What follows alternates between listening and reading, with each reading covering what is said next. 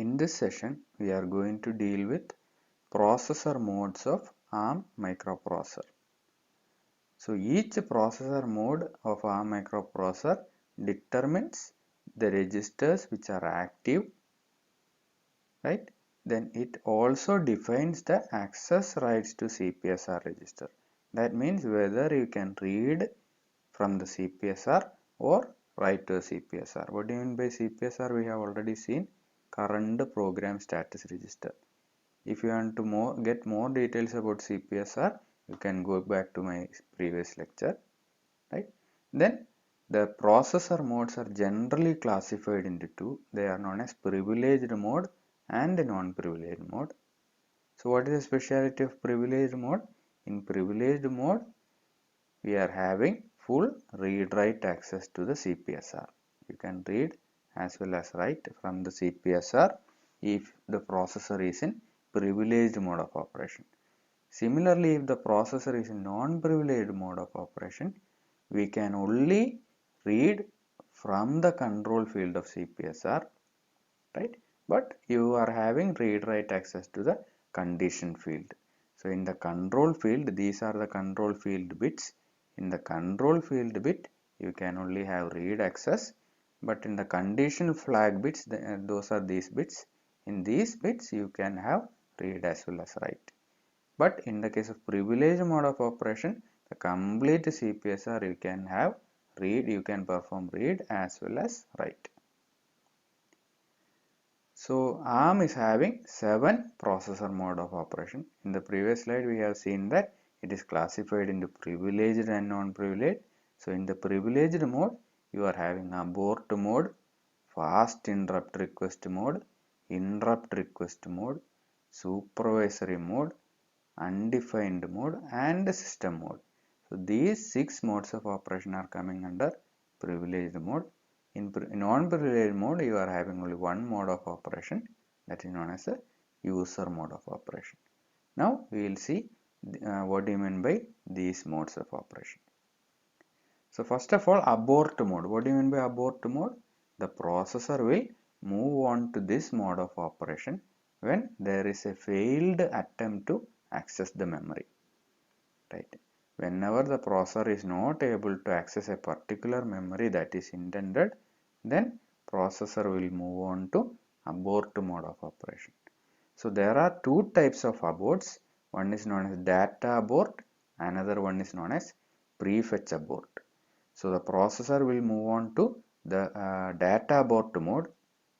Generally it is classified as abort mode, but the data abort happens when the processor is not able to read the data from a memory, right? So when it is not able to read the data from memory, it will create data abort. Similarly, what do you mean by prefetch abort?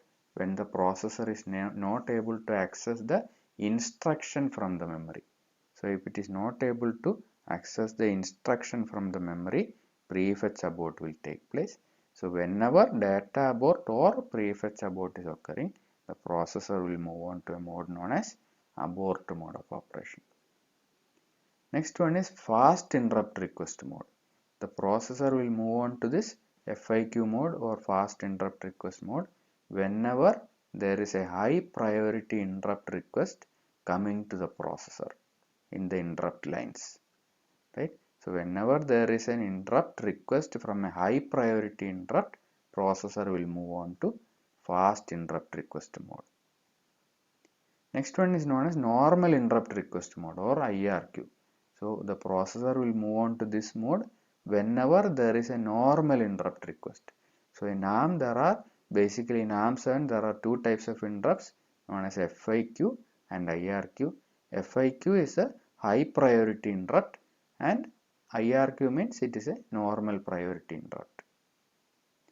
Next mode of operation is known as supervisor mode of operation, right? So processor will move on to this mode of operation whenever you are trying to reset the processor.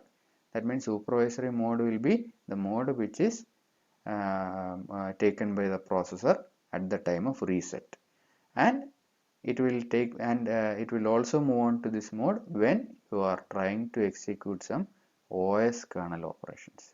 So when you are trying to execute some OS kernel, or when you reset the processor, supervisory mode of operation will be there in the processor.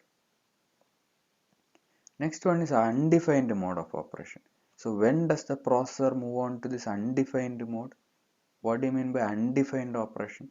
So processor move on to this mode of operation when it is executing an undefined instruction.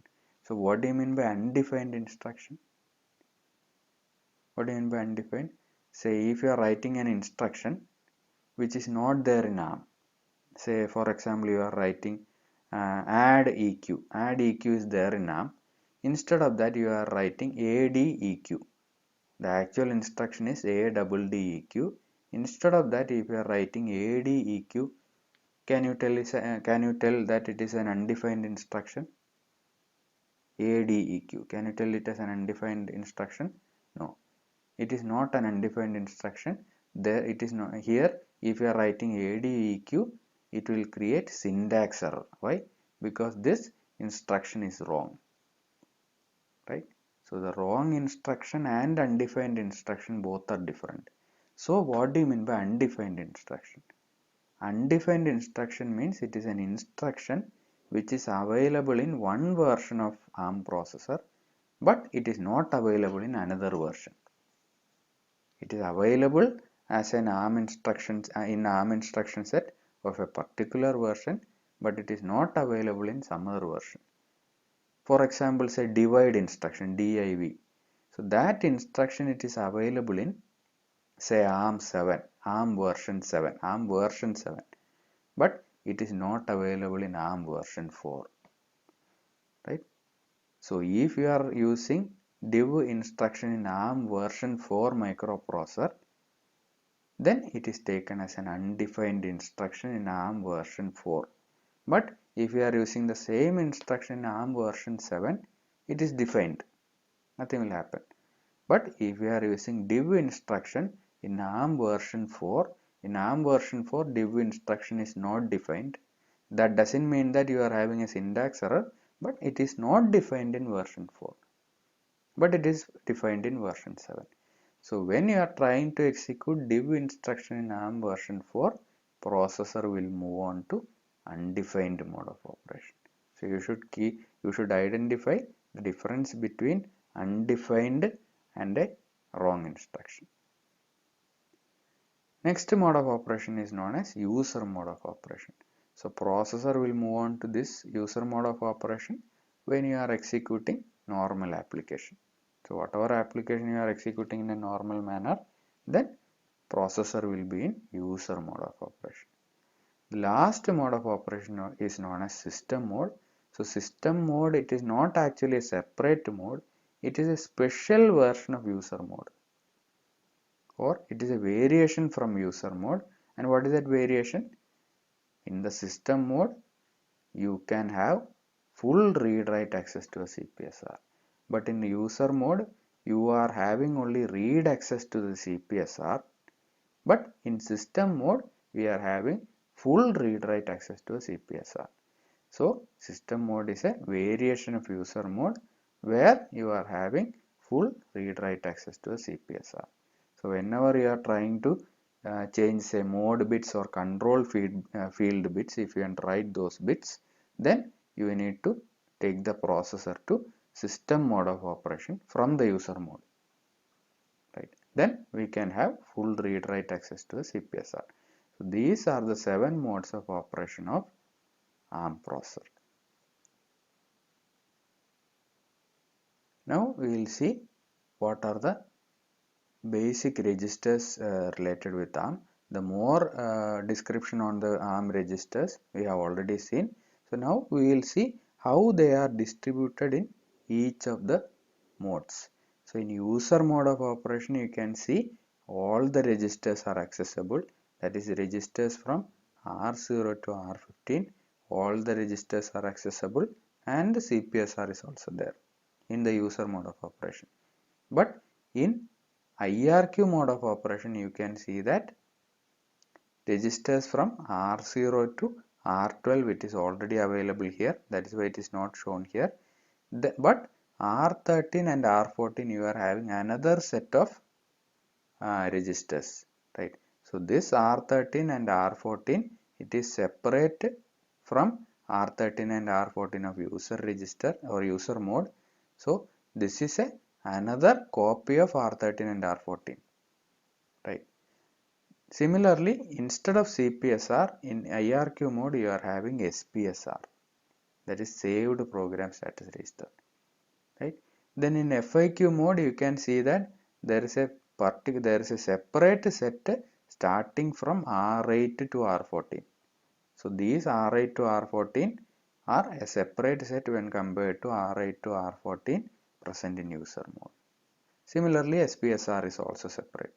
In undefined mode, abort mode and SVC mode, again you are having separate copies of these three registers, right? So these registers which are acting as a separate copy of these registers present in user mode, these are known as the banked registers, right? Whatever we have shown in this different color, these registers are known as banked registers. Why they are known as banked registers? What do you mean by banked registers? These registers are normally hidden. These registers will be available or it will be visible only when the processor is moving on to the corresponding mode of operation. If the processor is in undefined mode of operation, these three registers will be visible. If the processor is in SVC mode of operation, these three registers will be visible. So these 17 registers are known as banked registers, right? These are known as banked registers. And these the remaining registers what are there, say let us take in IRQ, there are registers from R0 to R12 and R15, right? So they are non-banked, they are not banked. Why? Because it is visible always, right? So whichever registers which are hidden in different mode of operations are known as banked registers, right? So in ARM you are having total 37 registers of 32-bit each.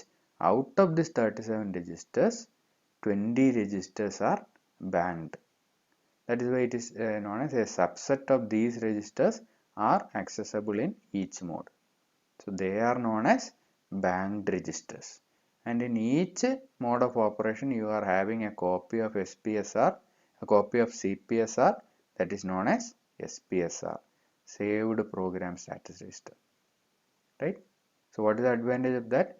If you want to access the status bits, no need of changing the mode from IRQ to user mode. Say let us take you are in IRQ, you need to read the status bits.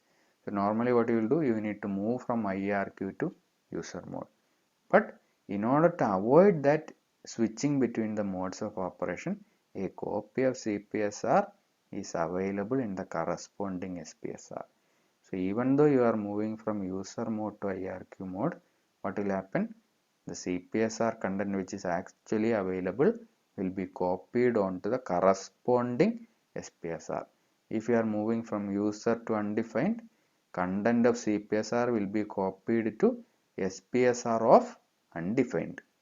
If you are moving to abort mode, content of CPSR will be copied to SPSR of undefined or abort, like that. Then how will you change the mode? How are you going to change the mode of operation? So for changing the mode of operation, you are having 5 mode bits available in the CPSR, right? There are 5 bits dedicated for mode selection in the CPSR. And how it will be? If the mode selection bits is 1000, that means you are in user mode of operation. If you are changing the mode bits to 10010, then processor will move on to IRQ mode. So there are two methods of changing the mode of operation. First method is known as direct write to mode bits. That means if you are directly writing to the mode bits of the CPSR, the mode will be changing.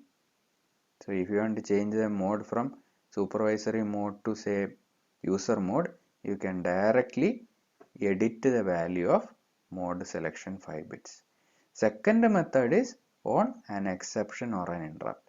So when the processor is identifying or detecting an exception or interrupt, what will happen? Processor will change the mode of operation automatically. What are the exceptions? Reset. Let us take processor is getting a reset. So what will happen? Automatically processor will change to supervisory mode of operation. Similarly, processor is getting a fast interrupt request from the external world. So processor will automatically change from user mode to IRQ mode. That means the corresponding bits will be automatically changed, right? So this is one method. That means whenever processor is identifying an exception or interrupt, it will automatically change the mode of operation. Otherwise, if you want to change the mode of operation, you need to directly write into the mode selection bits. Next we will see what are the actions performed by the processor when an exception is occurring. What are the exceptions? These are the exceptions. Reset, FIQ, IRQ, etc. These are the exceptions. So whenever any one of this exception is occurring, what all operations will be done by the processor?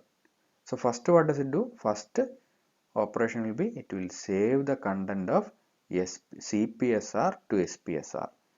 Let us take the processor is getting an IRQ interrupt, normal interrupt request. So what will happen? Processor should move from user mode to IRQ mode. So what are the actions taken by the processor when it is moving from user mode to IRQ mode? First step will be, it will save content of CPSR to SPSR of the corresponding exception mode, right? So content of CPSR will be copied onto the SPSR of IRQ mode, because each mode of operation is having their own dedicated SPSR. So in this case, the content of CPSR will be copied onto the SPSR of IRQ mode. That is the first step. Second step, it will save the content of PC to the link register of the exception mode. Right? So it will save the content of PC, that is R15, to link register of corresponding exception mode. So link register of IRQ mode. So what is the functionality of link register? We have already seen in the previous lecture. Why you are using link register? It is used for storing the return address, right? So before moving from one operating mode to another operating mode, you need to store the content of PC in the link register. So when you are moving from user mode to IRQ mode, before moving, content of PC should be stored onto link register of IRQ mode. Then after that you can execute the interrupt handler of IRQ mode, which will be stored in some other location of memory. So after completing the interrupt handler of IRQ, we need to come back to the next location from where you have gone from the main program. So if you want to come back to the next location, we need to have the return address. So from where will you get the return address? From the link register. So when you want to come back from IRQ mode back to the user mode, what you will do? You need to take the content stored in link register back to the PC, right? So that is the use of storing the content of PC to a link register. So link register is a register which holds the return address to which you need to come back after executing a interrupt or function or whatever it is, right? That is why in the second step, content of PC will be the content of PC in the normal execution. Content of PC will be the return address actually, because to that address only you need to come back from an IRQ or an exception. So content of PC should be stored onto link register. That is the second step. And which link register? Link register of the corresponding exception mode, right?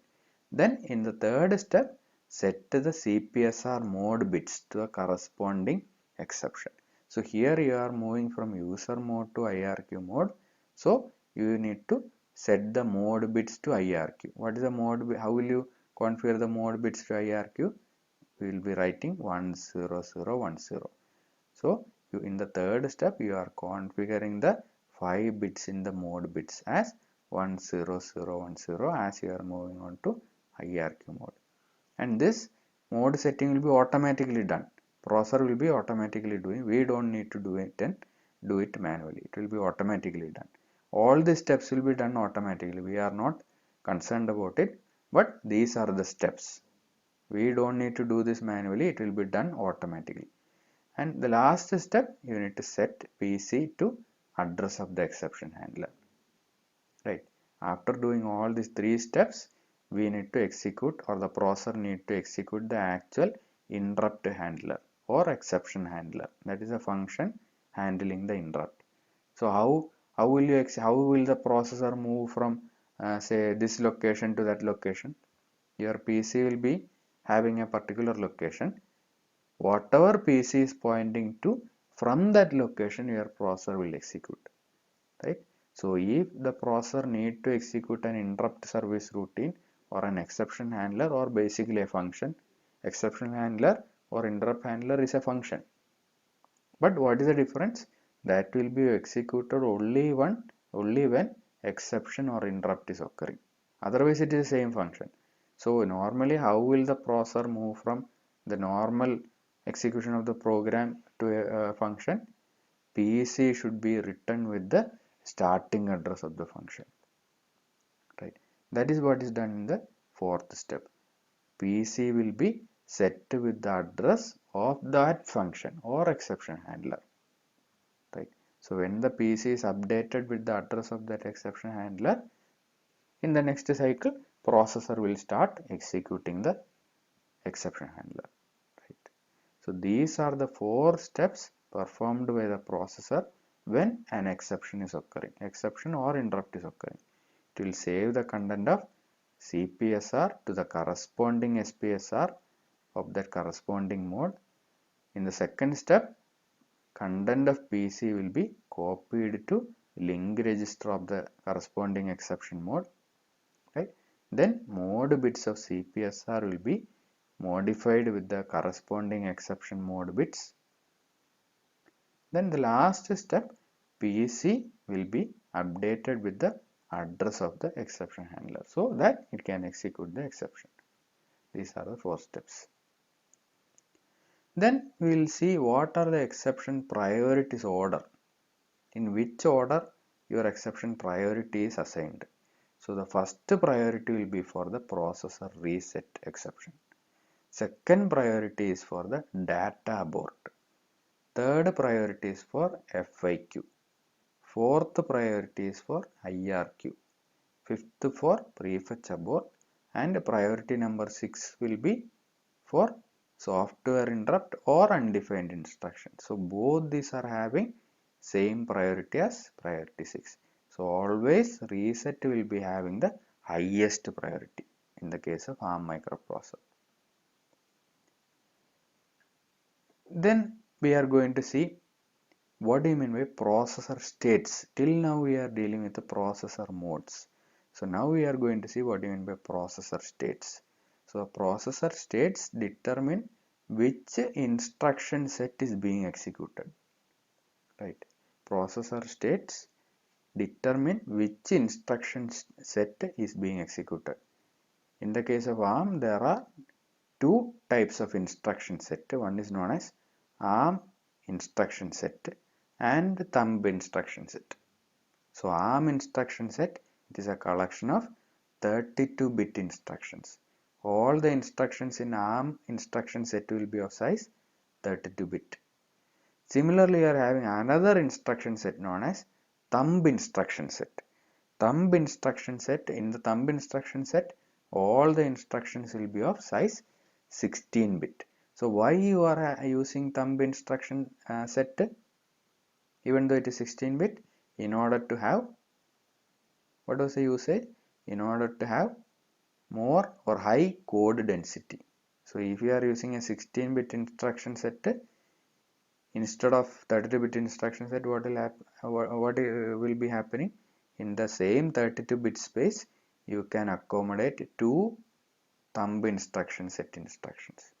So instead of writing one ARM instruction set instruction, you can fill in 2 thumb instruction set instruction.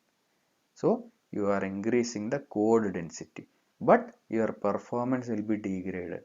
Why? Because you are using 16-bit instruction instead of 32-bit.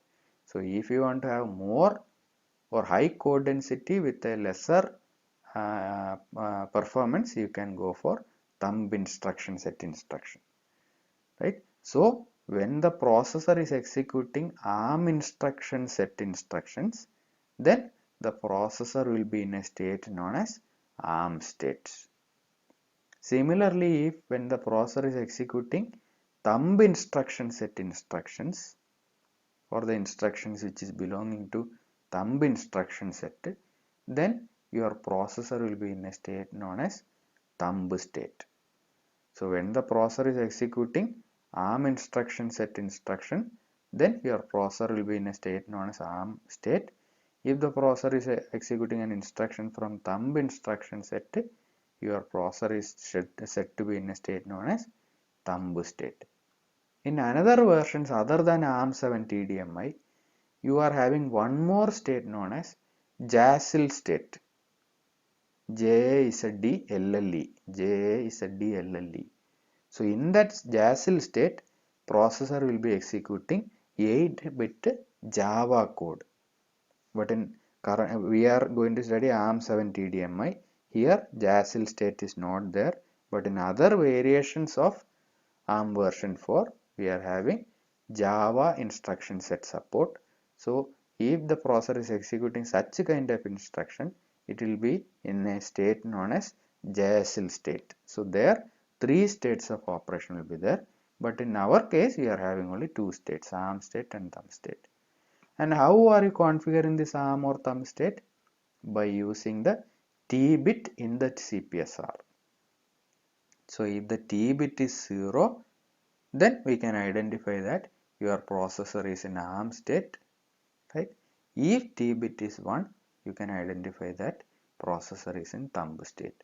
So by using the T bit, we are configuring, or we can identify whether the processor is in ARM state or in thumb state. Then we are going to give an exercise. So let us take this is the value of the CPSR content. These 5 bits are 10011. These are the mode selection bits, and I bit is 0. This is I bit. F bit is 1. T bit is 0. Right? And the bit number 24 is JASL. So JASL is also 0. Then this is NZCVQ. NZCVQ. N is 0. Z is 0.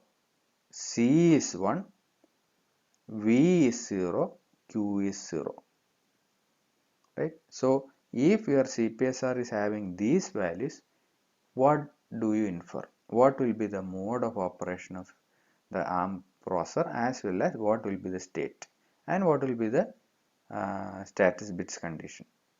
So what does this mean in the case of CPSR? So you can see that first one is n bit. So n bit is 0 means negative flag bit is 0. Next bit is also 0. What does it mean? 0 flag bit is 0. Next bit is 1. So it is represented by capital C. So whichever bits it is 1, it will be represented by capital, right? So this bit represents that the previous arithmetic or logical operation has generated a carry. That is why it is 1. Then the overflow bit and saturation bit is 0, 0. JASL bit is 0, right? Then I bit 0 means IRQ is enabled. I bit 0 means IRQ is enabled. F bit 1 means FIQ is disabled. Here in I bit and F bit, if it is 1, it means that mode is disabled. So here F is 1 means FIQ is disabled. Then T equal to 0 means, what does it mean? T equal to 0 means processor is in ARM mode of operation, right? That is what you need to infer. T equal to 0 means processor is in ARM mode of operation. for ARM state of operation, not ARM mode. Processor is in ARM state of operation. Similarly, in which mode your processor is in, these 5 bits will show the mode of operation. So 10011 means which mode? 10011. That means 10011 means it is in supervisor mode of operation, right? So here it is in supervisor mode of operation. So here we are inferring that the processor is in supervisory mode of operation, that is the mode of operation is supervisory or supervisor, and the state is ARM. Why it is ARM? T equal to 0. T equal to 0 means it is in ARM state of operation. Thank you.